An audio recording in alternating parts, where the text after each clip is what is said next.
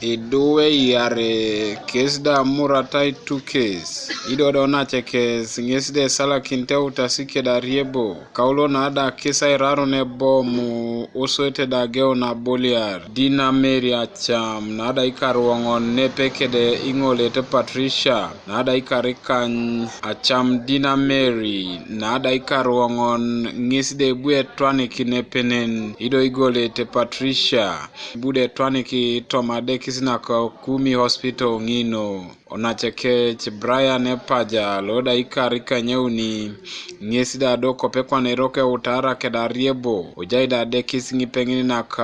Kumi hospital ngino idwelu ngeside poti raru tu iboreda eneo mite baraide bom orelo oda idunyete kech Francis Okaje osote da abonguno tioreke chnede pote gera tarabolia kede bomulo aitoro na duoror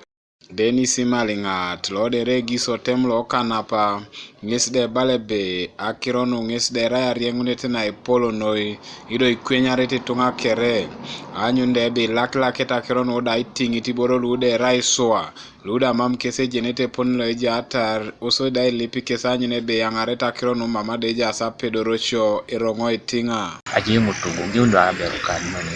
kuchiye jine rudure mundu aje ude ngatende ayo shaje mutugo nonsia kaningi no center kano akiruno ngone aduno hotel monde dope koko botwani kinependeni iko kidope ni pese nomike mwete ka kinga ya bili bilake bido pesa pate nera boyo ni samini ya twani kwenye ni pesa ngesero no nedo pono ya pedo la ngalo kisale kisi kuni hospital ni ofani mimi kutosidwa elengi bono nesitbe be scrap nyesino inoi ena kitidwe ele mitiboro aisudu fa neda yata kingali montes bunde ewanyi tu kesi boro ni tegal kina akonye kesi mame koto besalemo ni reporting ata neja apuga Richard Okwi pake chidwe kalu lode raibo ngesda lode yenguni tajore ngesde bale beta ne pere na tu bete na dia na sumo na sumo ali ade na dia mona irundi bola saki bola yang ola je ku ni kali ya ibu ni wodo bere na diwa bana tan ya sola nya ka lo ke do ni ge wona ngona ke do ne bi bere ni e duo balong lo dok do bere ya do ne ku ni bodo bere ni ataka ai do lo ngena Idwe do peteni inachanali are do tumore Idwe kwa nani ebuide kerenge na nyajei amusunte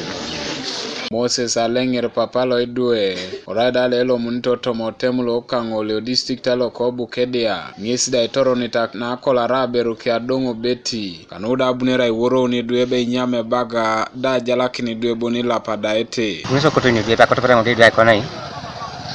pote nyama bagala ilo asodo biana ngata na kesana alpa punya akiro ne borangun beti atiang na de raya kansela ngisda ilipiti tunga luyengunu nete kiroto majore arautu luda mame bongne neto reke de iboro luda dedeng